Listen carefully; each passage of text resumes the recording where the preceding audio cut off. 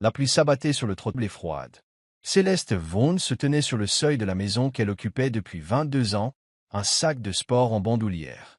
Ses vêtements étaient trempés par le vent qui lui mordait la peau. Elle frissonna, mais pas seulement à cause du froid. Sa mère, Eleanor Vaughn, se tenait sur le seuil. Son visage se tordait, mêlé de dégoût et de déception. Son père, Walter Vaughn, ne la regardait même pas. Il avait les bras croisés sur la poitrine, l'air pétrifié. « Tu gâches tout ce qu'on a construit pour toi, Céleste, pour toi, Céleste. » La voix de Walter était tranchante comme une lame, tranchant la pluie. Céleste déglutit difficilement, serrant son ventre comme pour protéger la petite vie qui l'habitait de leur jugement. « Je ne jette rien, » dit-elle d'une voix plus ferme qu'elle ne l'était. Les lèvres d'Eleanor se pincèrent en une fine ligne. « Alors prouve-le, » la défiait-elle. « Débarrasse-toi de ça. Retourne à la faculté de droit comme tu es censé le faire. Oublie cette erreur. » Erreur. C'est ainsi qu'ils appelaient son enfant.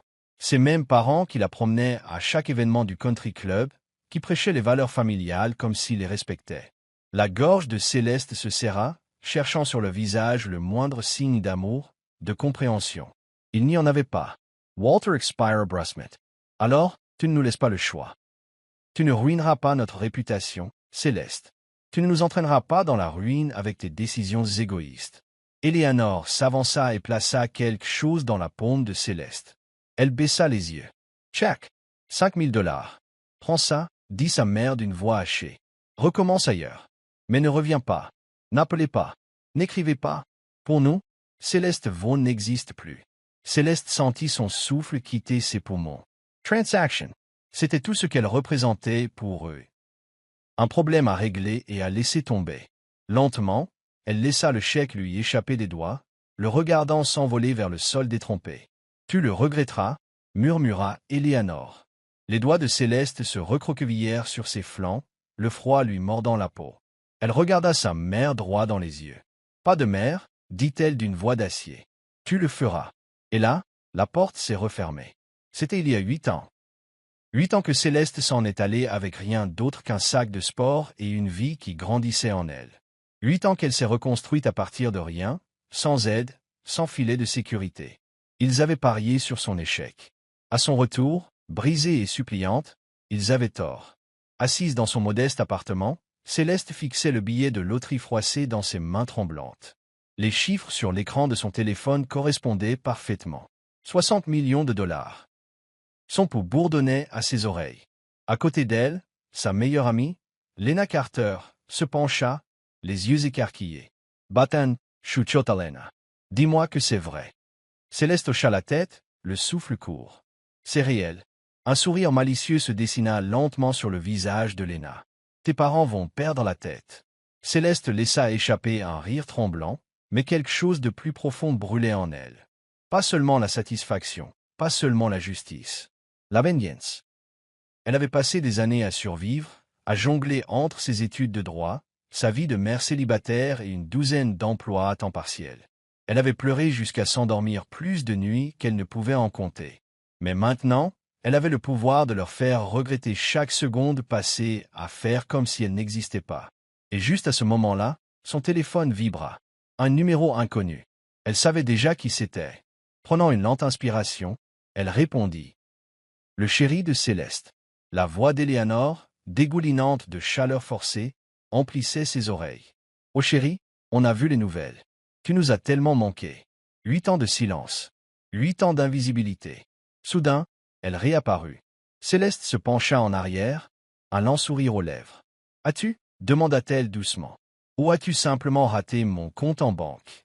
Une inspiration brusque à l'autre bout du fil. « Céleste, » dit sa mère, la voix feignant la douleur. « Ce n'est pas juste. » Non, la coupa Céleste d'une voix ferme et froide. Ce qui n'était pas juste, c'était de jeter sa fille enceinte sous la pluie. Ce qui n'était pas juste, c'était d'ignorer chaque lettre, chaque photo de ton petit-fils.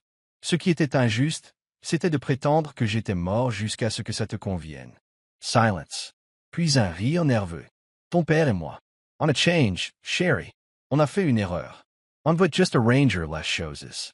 On veut te voir. On veut rencontrer notre petit-fils. Céleste resserra son emprise sur le téléphone. Il voulait revenir. Mais, parce qu'elle était sur le point de les laisser entrer juste assez pour les détruire. Elle sourit d'une voix douce et mielleuse. Tu sais quoi, maman? Ça a l'air d'être une excellente idée. La voix d'Eleanor S. Illumina de Soulagement. Oh, ma chérie, bien sûr. On va just arranger les choses. Le sourire de Céleste s'approfondit. Moi aussi. Elle raccrocha. Le feu en elle brûlait de plus belle. Léna se pencha, les yeux brillants. Tu vas vraiment le faire, n'est-ce pas? Céleste expira, sa décision gravée dans la pierre. Oh, tu n'as aucune idée. Dès que Céleste est entrée dans le restaurant, elle a su que ses parents n'étaient pas venus seuls. Assis dans le box d'angle, Eleanor et Walter Vaughn semblaient plus élégants et posés que jamais, comme s'ils rencontraient des partenaires commerciaux, et non la fille qu'ils avaient abandonnée. Mais à côté de Walter était assis un homme en costume sur mesure. Mallette ouverte. Papiers éparpillés sur la table. Avocat. Céleste inspira brusquement, masquant son irritation par un sourire narquois tandis qu'elle se glissait sur le siège en face d'eux. « Waouh !» dit-elle en regardant l'homme à côté d'eux. « Un avocat. Je pensais que ce n'était qu'un dîner. » Eleanor a eu l'audace de paraître troublée. « Ma puce, on s'est dit qu'un conseil juridique pourrait être utile. Tu as gagné beaucoup d'argent et nous. » Walter intervint avec aisance. « Nous ne voulons que le meilleur pour toi, Céleste, et pour notre petit-fils. » Céleste faillit rire. Pendant 8 ans, son fils n'avait plus existé à leurs yeux. Soudain, il s'inquiétait de son avenir. Elle croisa les bras. « C'est drôle, » dit-elle. « Tu ne te souciais pas de lui avant. » Eleanor tendit la main par-dessus la table, comme si elle voulait toucher celle de Céleste. « On avait tort, ma chérie. Nous avons laissé notre fierté prendre le dessus. Mais sachez que nous pensions vous protéger. Nous voulions votre réussite. » Une rage familière bouillonnait sous la peau de Céleste. La protéger, la jeter dehors sous la pluie, enceinte et seule, était une protection. Elle ignorait chaque lettre. Chaque photo de son petit-fils était pleine d'amour. Mais elle ne laissait pas transparaître sa colère. Pas encore. Elle se pencha en arrière, la voix froide. « D'accord. Allons droit au but. Que voulez-vous » L'avocat s'éclaircit la gorge et lui glissa un épais dossier. « Vos parents ont réfléchi à votre avenir ?» dit-il d'une voix douce. « Ils pensent qu'un plan financier structuré serait dans votre intérêt. » Céleste haussa un sourcil. « Un plan financier structuré ?» Walter acquiesça. « Nous étudions des opportunités d'investissement. En nous confiant la gestion d'une partie de vos fonds, nous garantissons la protection de votre patrimoine à long terme. » Voilà. Ils n'étaient pas là pour elle. Ils étaient là pour son argent. Céleste sourit en ouvrant le dossier. Grosse erreur. Céleste parcourut les documents, passant rapidement outre le jargon juridique. C'était pire qu'elle ne le pensait. Il ne demandait pas seulement des conseils sur ses finances.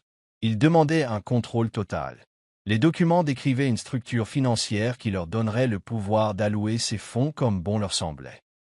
Elle émit un léger sifflement et referma le dossier avec un bruit sourd.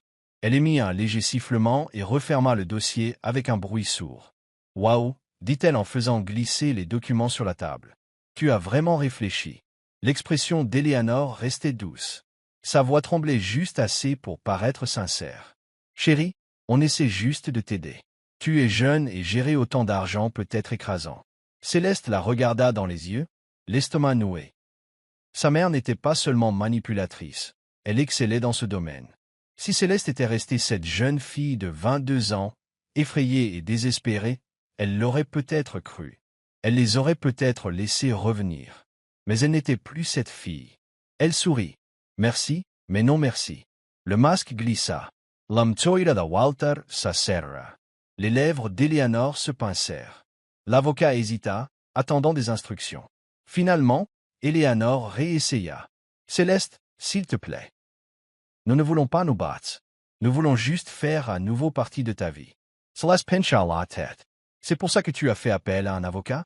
demanda-t-elle d'un ton presque amusé. « Pour renouer le contact. » Silence. Walter expira brusquement en se frottant les tempes. « Écoute, Céleste. Sois raisonnable. Ce genre d'argent peut disparaître rapidement. On abuse de vous. » Céleste haussa les sourcils. « Tu veux dire, par exemple, une famille qui m'a renié parce que j'étais enceinte et qui n'est venue que lorsque j'ai gagné à la loterie? » Eleanor tressaillit. « Ce n'est pas juste. » Céleste rit. Froid. Sombre. Juste. C'était quand je t'ai supplié de m'aider et que tu m'as claqué la porte au nez. Juste, c'était quand je t'ai envoyé des photos de ton petit-fils et que tu ne les as même pas ouvertes. Elle se leva, sa chaise raclant le sol. Tu ne m'as pas seulement abandonné. Tu m'as effacé. Elle laissa les mots flotter dans l'air, les laissant sentir leur poids avant de porter le coup fatal. Et maintenant, tu veux gérer mon argent. Elle se pencha, sa voix se réduisant à un murmure. Tu n'as plus le droit de m'utiliser. Plus maintenant. Céleste se retourna pour partir, mais la voix calme et froide de Walter la stoppa net. Si tu franchis cette porte, dit-il, tu le regretteras. Céleste se figea. Elle se retourna lentement. Excusez-moi. Le visage de Walter était figé. Sa voix était douce comme du verre. On a encore des contacts, Céleste. Ce petit coup de pub, la fondation, la presse, cette bonne volonté. Ça ne durera pas éternellement.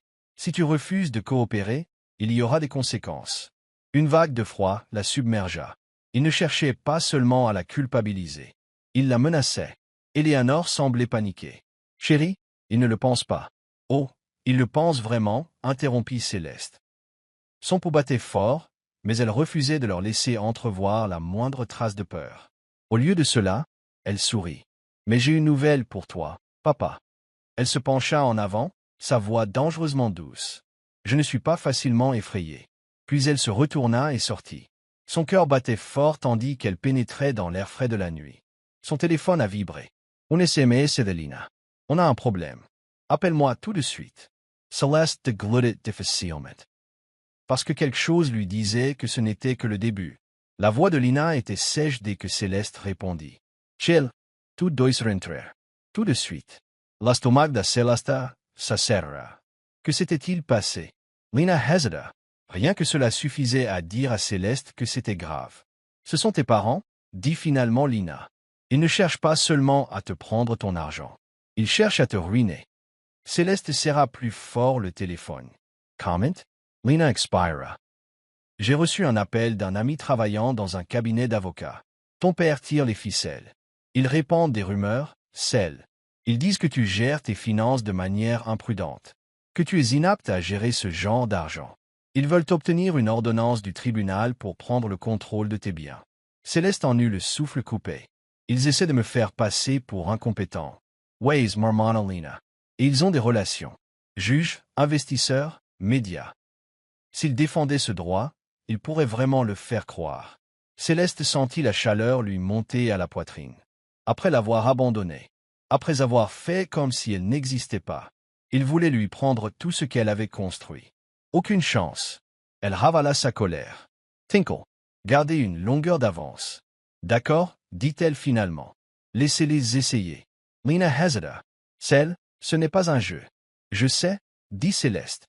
Son esprit est déjà en train de former un plan. C'est pourquoi je vais y mettre fin avant même qu'il ne commence. Le lendemain matin, Céleste a appelé. Il était temps de tendre le piège. Elle a organisé une rencontre privée avec ses parents.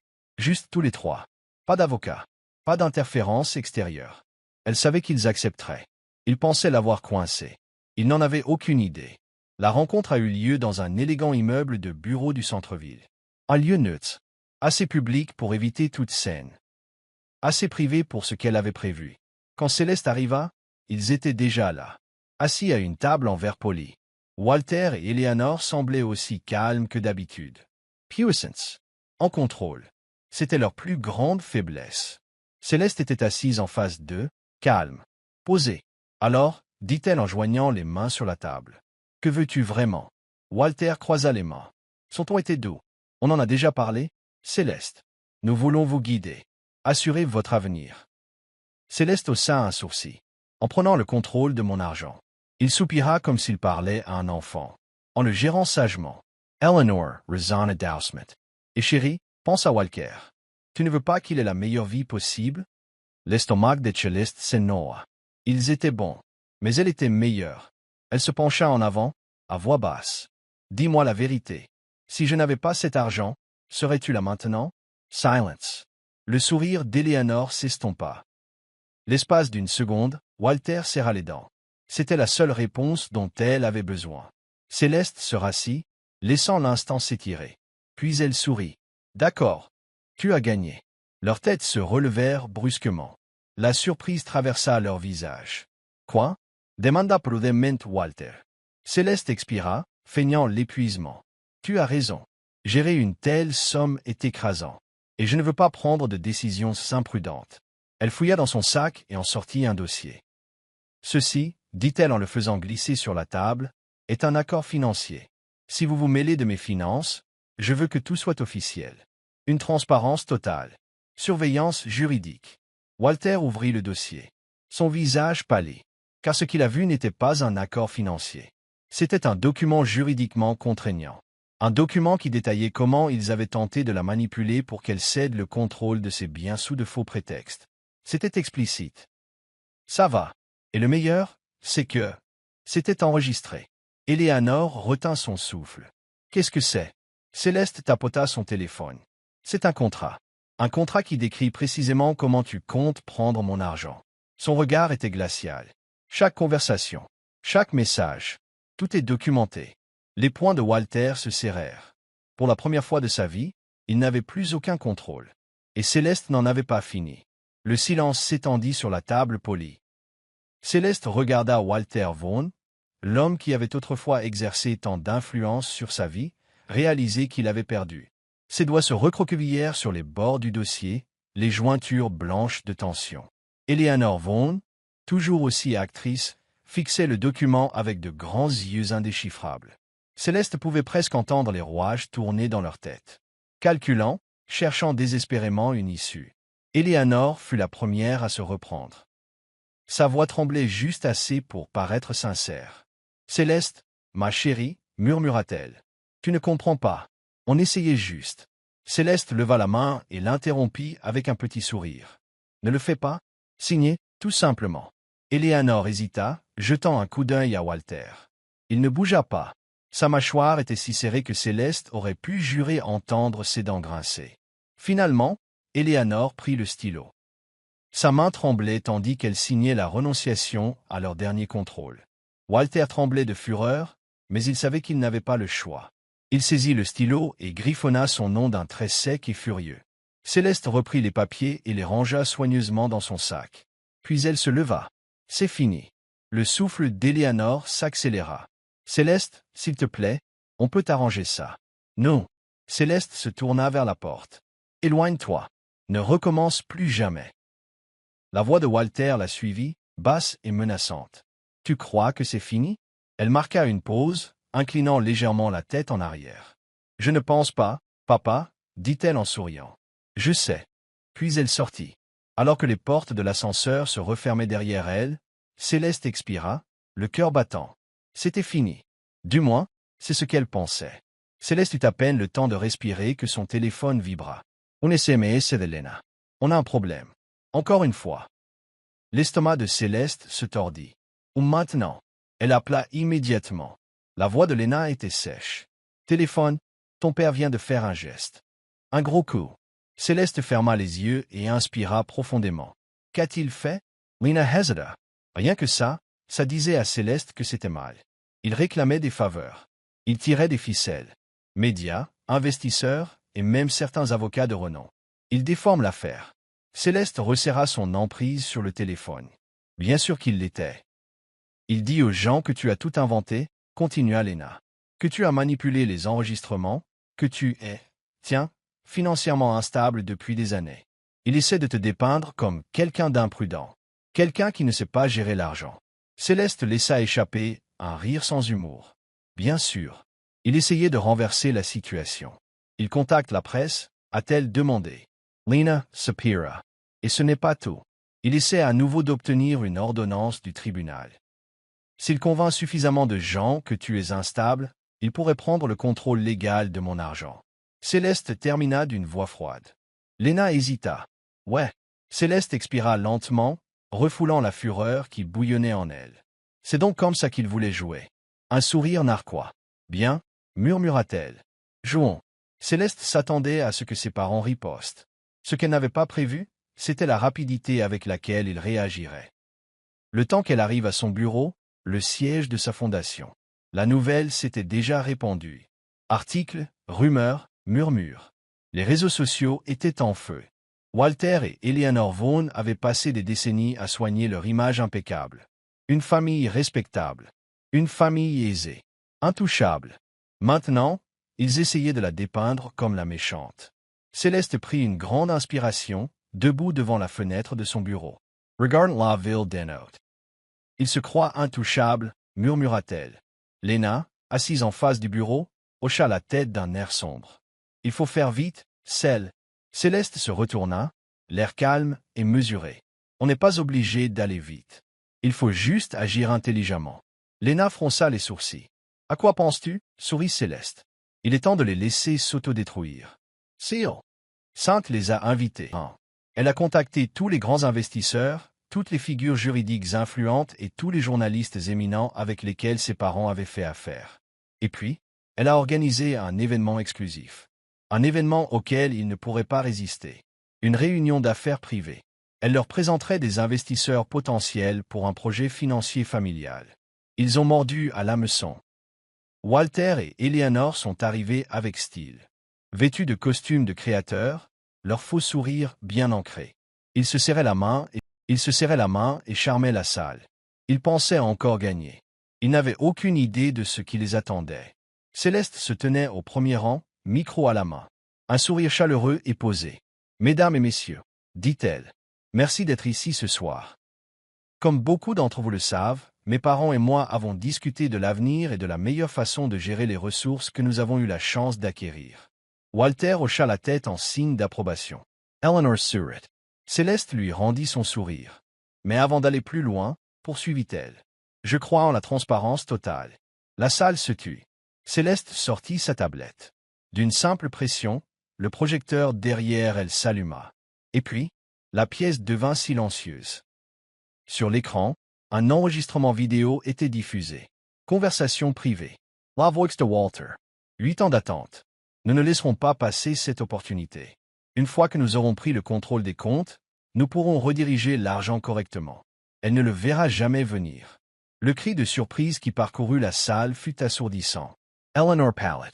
Le visage de Walter s'assombrit. Les investisseurs le fixèrent. Un célèbre gestionnaire de fonds spéculatifs s'est tourné vers Walter. Sa voix était sèche. Tout cela était donc une arnaque. Tu n'étais jamais là pour la soutenir. Tu voulais juste son argent. Walter se leva d'un bond. C'est hors contexte. Céleste haussa un sourcil. Vraiment? Elle tapota à nouveau la tablette. La suite de l'enregistrement a été diffusée. La voix de Walter.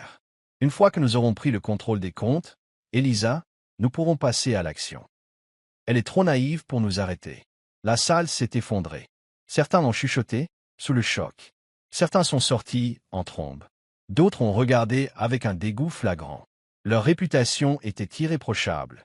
Eleanor se tourna vers Céleste, la voix tremblante. « Céleste, tu ne comprends pas ce que tu as fait. » Céleste pencha la tête. « Oh, je le sais. » Le visage de Walter se tordit de rage. « Tu te crois si intelligent, siffla-t-il. Tu viens de détruire ta réputation. Tu penses que le monde sera de ton côté. » Céleste s'approcha. Sa voix baissa, si bien que seuls purent l'entendre. « Je n'ai pas besoin que le monde entier me soutienne. » Un sourire narquois. J'avais juste besoin que la vérité éclate. Et puis, ils se retournèrent et s'éloignèrent, les laissant se noyer dans leur propre échec. Au matin, c'était fini. La vidéo était devenue virale. Les gros titres ont fait la une des principaux médias. Un homme d'affaires de renom démasqué. Il a tenté de voler la fortune de sa fille. Un scandale secoue la famille Vaughn. Une trahison filmée. Justice rendered. Comment une femme a déjoué ses propres parents. Leur empire s'est effondré du jour au lendemain. Les investisseurs les ont abandonnés. Les partenaires commerciaux ont coupé les ponts. Les autorités judiciaires ont ouvert une enquête. 2 semaines plus tard, Walter Vaughn a déposé le bilan. Eleanor a disparu de la scène publique. Céleste a gagné. Et pour la première fois en 8 ans, elle était libre. Les conséquences furent rapides et irréversibles. Walter Vaughn, autrefois homme de pouvoir et d'influence. Il était désormais un imposteur déshonoré. Son empire commercial s'effondrait. Les poursuites judiciaires s'accumulaient. L'enquête judiciaire était bouclée. Et son nom, celui-là même qu'il avait passé sa vie à protéger, était terni au-delà de toute réparation. Eleanor Vaughn, autrefois la parfaite mondaine, avait disparu dans l'oubli. Ses tentatives pour sauver leur réputation échouaient à chaque fois. Plus personne ne croyait à leurs mensonges. Et Céleste non plus. Elle avait tout ce qu'on avait essayé de lui prendre. Son fils, sa réussite, sa vie. Elle aurait dû avoir pitié d'eux. Ils ne l'ont pas fait. Ils ne regrettaient pas ce qu'ils avaient fait. Ils regrettaient seulement d'avoir été pris. Un soir, alors que Céleste aidait Walker à faire ses devoirs, son téléphone vibra. Un SMS. D'Eleanor. S'il vous plaît, on peut parler? Céleste fixa le message un long moment. Puis, calmement, elle tapa une réponse. Non. Et elle a bloqué le numéro pour de bon. Pour la première fois depuis des années, elle se sentait en paix. Ses parents étant partis, Céleste s'est concentrée sur ce qui comptait vraiment, son fils. Son avenir. Aider les autres. Elle a développé sa fondation. Augmenter le financement des parents isolés, les femmes en crise, et les étudiants qui peinent à financer leurs études. Elle a lancé des programmes de bourse pour les filles abandonnées comme elle.